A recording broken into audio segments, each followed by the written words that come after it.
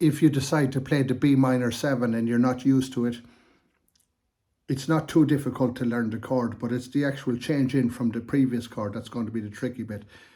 If you're playing C major 7 with the first and second finger, as you're strumming that chord, it will be much easier if you're working the thumb into position during that bar so that it acts as a pivot, leaving you just the bar chord to do at the front instead of having to do the front and back together. You may play with the first and second finger, in which case you will have to change that way to the Bm7, but you could also have C major 7 with the second and third finger, and when you drop the thumb it's possibly slightly easier to change. Both ways are correct, so you have to decide. For me, I would play the C major 7 with the second and third finger before changing into any bar chord.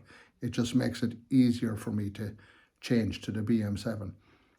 And if you still find it too hard, you always have the option of playing a D chord instead of a Bm7. They sound so similar.